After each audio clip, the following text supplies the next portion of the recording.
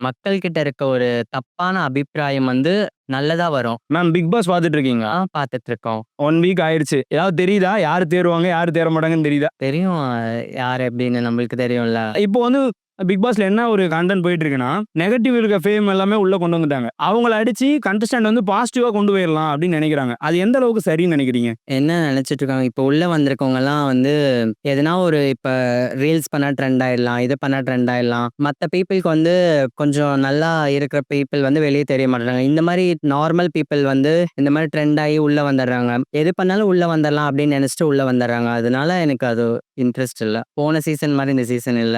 அவ்வளோக்கும் ஒரு மாரி போரா போகுது. ஓகே. இப்போ நீங்க பார்த்துட்டு இருக்கீங்களா? 1 வீக்கா பார்த்துட்டு இருக்கீங்க. உங்களுக்கு யார் அது ஃபேவரைட்? எந்த contestant favourite contestant? Apsara. Reason? எங்க கம்யூனிட்டில இன்கேஸ் ஒரு வேளை உங்க கம்யூனிட்டில இருக்க ஒரு நபர் உள்ள இருக்காங்க இல்லையா? அவங்க டைட்டில் அடிச்சாங்கன்னா, உங்க கம்யூனிட்டி சைடுல என்னென்ன விஷயங்கள்லாம் சேஞ்ச் நினைக்கும்னு நினைக்கிறீங்க? ஆக்சுவலி ஒரு மக்கள் கிட்ட இருக்க ஒரு தப்பான அபிப்பிராயம் வந்து நல்லதா வரும். இப்போ ஒருத்தவங்க நினைச்சுப்பாங்க டிரான்ஸ்னா வந்து சண்டை போடுவாங்க, இது பண்ணுவாங்க, அது பண்ணுவாங்க, அசிங்கப்படுத்துவாங்க.